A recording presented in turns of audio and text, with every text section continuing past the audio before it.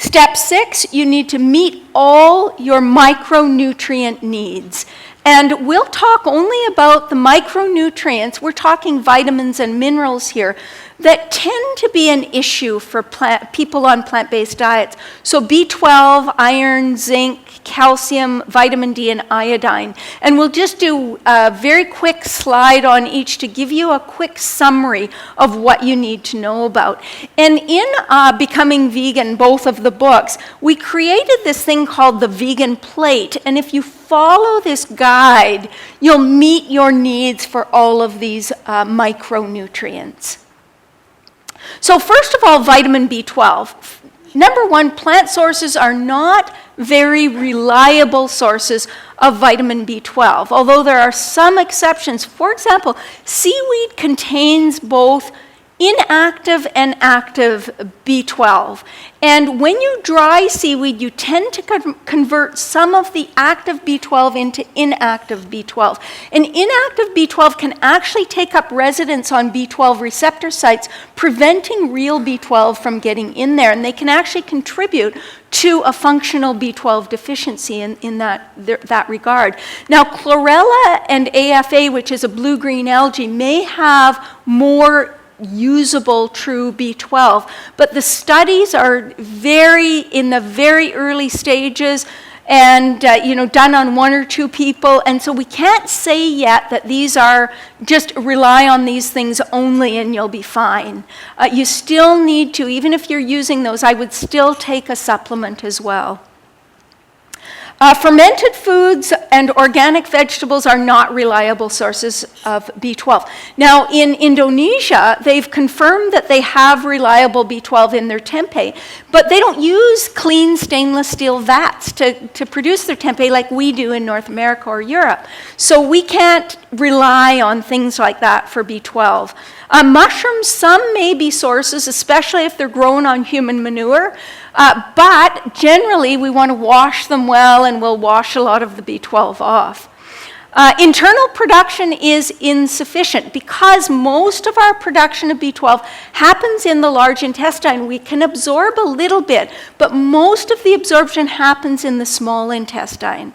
So, and you can produce a little bit if you have very poor dental hygiene and you've got a lot of plaque on your teeth, you can actually produce some B12, but it's probably not worth what it will do to your longevity having such bad dental hygiene.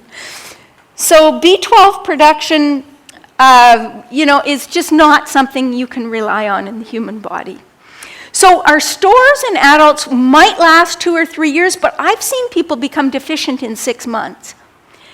Babies born to breastfed mothers who are B12 deficient can develop clinical signs of deficiency within a few weeks, and they can have irreversible brain damage by the time they're 10 or 12 months old. Not worth ever taking a chance with, trust me.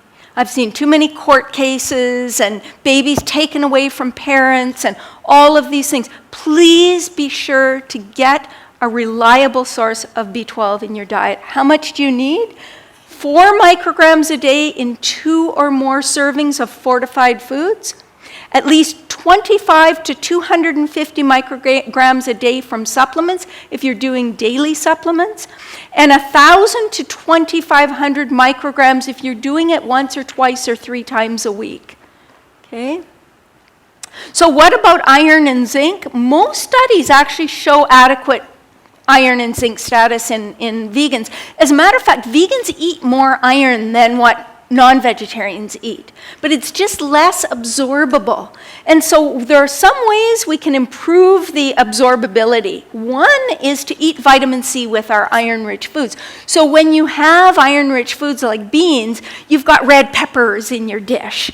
It's very rich in vitamin C and can help with the absorption of iron. The other is to really watch the inhibitors. So things like phytates can reduce iron absorption by over 50%. Tannins from tea, so if you're drinking green or black tea, or even some of the herbal teas, it can reduce absorption by 50 to 90% from a meal. So you would want to separate your tea from the meal by an hour or 2. to prevent that inhibition of absorption. And zinc is a bit of a big deal as well. And one of the best sources of zinc are the nuts and seeds, like cashews and pumpkin seeds are loaded with iron and zinc. So they're a really, really good food. And if you soak your pumpkin seeds, you'll help to release that iron and zinc. And the best sources, legumes, lentils are especially rich in iron. And black beans, lima beans, chickpeas, soybeans are also quite rich in iron and zinc. Whole grains, but especially the pseudo grains, are good sources. Nuts and seeds, all seeds, cashews, pine nuts, almonds, Brazil nuts, all of them are good sources. Mushrooms are surprisingly good sources, as are peas and string beans, green leafy vegetables. Avocados, prune juice, dried fruits are reasonable sources of iron. And then fortified foods and blackstrap molasses. Do you know that let's say a tablespoon of blackstrap molasses has about the same amount of calcium as a cup of milk and about the same amount of iron as an 8-ounce steak? Could be 2 tablespoons of blackstrap molasses, but they're very concentrated in trace. It's the only sugar that's actually concentrated in minerals. So what about calcium? You know, calcium, a lot of people believe that they've got to have milk for their calcium, that their bones will dissolve if they're not drinking milk. Cow's milk is, to me, I always think it kind of defies rationality to assume that the human species would require the milk of another species for its survival. It doesn't make sense. Milk is there to support the growth of an offspring. And cow's milk is designed to promote the growth of baby calves, and deer milk. And, you know, deer milk and moose milk have twice as much calcium as cow's milk. We don't call them essential foods. So I think it's really important to recognize that milk is very rich in calcium, but it's not an essential food. We can get plenty of calcium in other places. However, vegans who consume less than 525 milligrams of calcium a day have a higher risk of bone fracture compared to omnivores. And the difference completely disappears when vegans get more than 525. I recommend that people aim for 1,000 milligrams a day to meet the RDA. But almost half of vegans have intakes lower than 525 milligrams a day. So we need to strive to meet the recommended intakes. And we can use fortified non-dairy products, but things like tofu and almonds and dark green leafy vegetables are excellent sources, except for the dark greens that are high in oxalic acid, like beet greens, spinach, and Swiss chard, for example. I'll show you that on the next slide. But I want to tell you from a personal perspective, I had my bone density done when I was in my late 40s, but maybe 7 or 8 years ago. And my mom had osteoporosis by that age, and she's always been a fairly big dairy consumer.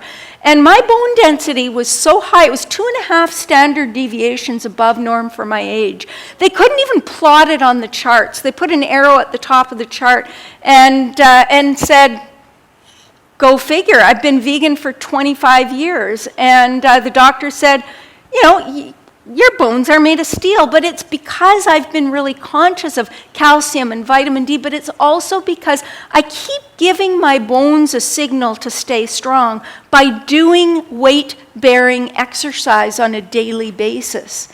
So the weight-bearing exercise is just vital to bone health. So if you look at calcium absorption, the dairy industry likes to tell us that dairy products are the only foods that we really absorb much calcium from, and that's simply not true.